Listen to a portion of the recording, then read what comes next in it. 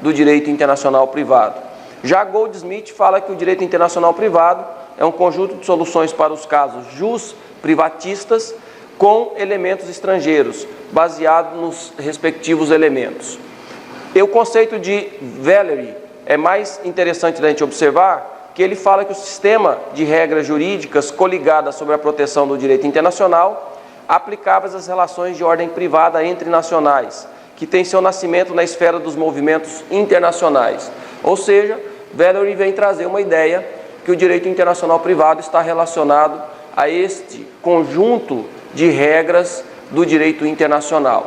Ele traz uma nuance, principalmente com relação à uniformização do direito internacional privado, mas ele também não faz referência ao principal objeto do direito internacional privado, que é o conflito de leis. Lainé traz que o direito internacional privado é esse direito que, depois de haver determinada a nacionalidade das pessoas, e nós vamos ver que nacionalidade é tão somente um elemento de conexão, regula as relações dos Estados no que concerne à condição jurídica dos seus respectivos sujeitos, a eficácia das sentenças dadas pelos tribunais e, sobretudo, ao conflito de suas leis. Quando nós falamos dos objetos do direito internacional privado, Lainé traz aqui 3 objetos do direito internacional privado: o conflito de leis, a homologação de sentenças estrangeiras e com relação à condição do estrangeiro. Já Pilet traz uma questão interessante para a gente observar, que o direito internacional privado é ramo do direito público. Então é o primeiro a afirmar que o direito internacional privado não é privado, mas sim direito público. Então nós vamos ver que o conceito direito internacional privado não é o adequado. Para o professor Pilet, o direito internacional ele seria público, então é um ramo do direito público. E aí esse ramo do direito público tem por objeto fixar as nacionalidades dos indivíduos, determinar o direito de que gozem os estrangeiros e resolver o conflito de leis relativos ao nascimento e respeito dos direitos. Então o professor Pilet é o primeiro a afirmar que o direito internacional privado não é privado, mas é sim ramo do direito público. E nós vamos agregar isso à ideia de Niboyet, que diz que o direito internacional privado é um ramo pertencente atualmente ao direito público nacional. Talvez seja o melhor conceito que nós podemos trazer para o direito internacional privado até agora, e a sua nomenclatura é o do professor Niboyet, que ele afirma, então, ser um direito público nacional.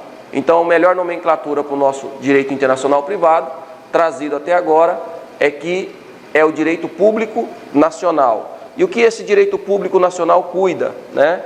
Trata da repartição internacional dos indivíduos, a fim de determinar logo depois os direitos que gozem e de investigar como poderão exercê-los sob o império das leis competentes, com o concurso das autoridades das jurisdições que estão qualificando essas relações.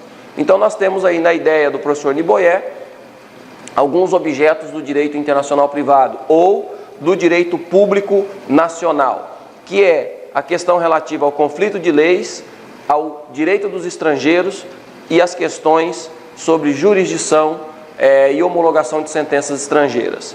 E nós podemos trazer o conceito, então, do autor que conclui um pouco mais essas informações, que é a Acer, que ele fala que é um conjunto de princípios que determinam a lei aplicável, ora as relações jurídicas entre pessoas pertencentes a estados ou territórios diversos, então o conflito de leis no espaço, ora a atos realizados em país estrangeiro, a fim de que todos os casos em que se trata de aplicar a lei estrangeira no território de um outro estado. Então, entre os 9 autores estrangeiros, nós podemos ressaltar algumas questões interessantes. Então, que é um direito público nacional, que é esse conjunto de regras e princípios do direito nacional que estabelecem, com relação ao conflito de leis, as legislações dos estrangeiros, relativo à jurisdição, e nós podemos falar sobre a uniformização com relação ao professor Bustamante.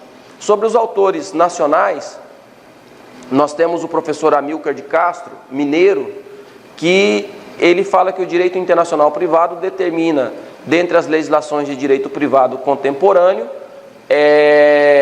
qual deve ser aplicado a um estado de coisa, constituindo assim um complexo de normas que regulam a aplicação. Do professor Amílcar de Castro, nós devemos ressaltar que, além da extraterritorialidade, o professor Amílcar de Castro traz também a questão relativa ao conflito de leis também no tempo. Então, nós temos também a ideia de que o direito, além de ser aplicável no espaço, ele também tem que ser aquele direito adequado no tempo, aquele direito vigente naquele momento que o conflito se estabeleceu. Então, nós temos o conflito de leis no espaço e o conflito de lei no tempo. Então, o professor Amílcar de Castro ressalta também a questão da temporalidade do direito.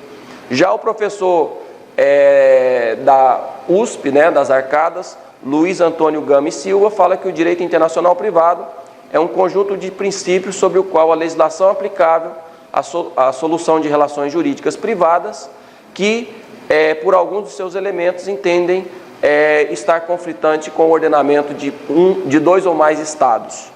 Já o professor Haroldo Valadão fala que o direito internacional privado é um ramo da ciência jurídica que resolve o conflito de lei no espaço, disciplinando os fatos em conexão com as leis divergentes.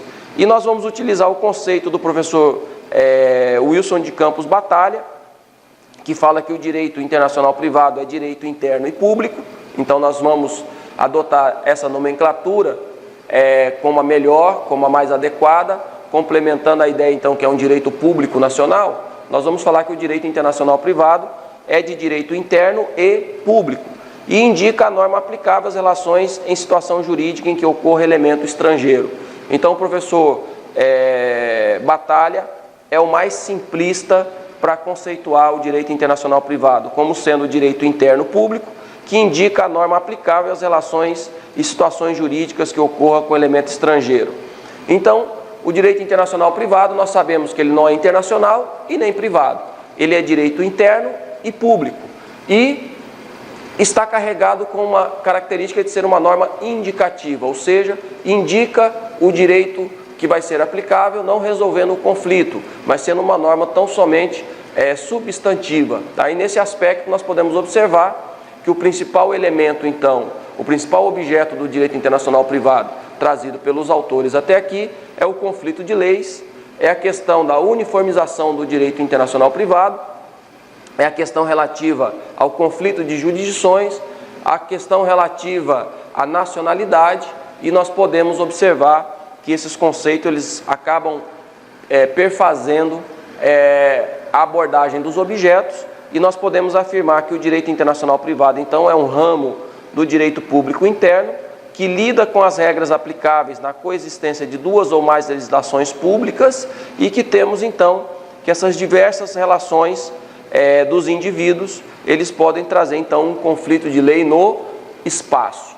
Não deixando de observar o que o professor Amílcar de Castro colocou, que a lei aplicável vai ser aquela lei, além de ser aplicável no espaço, vai ser aquela lei vigente também no tempo, na época dos fatos. Então, nós podemos ressaltar de importante que um fato ocorrido no Brasil, que venha a ter uma repercussão no estrangeiro, vamos supor que um indivíduo que faleça na França, que tenha domicílio no Brasil, faleceu em 1997.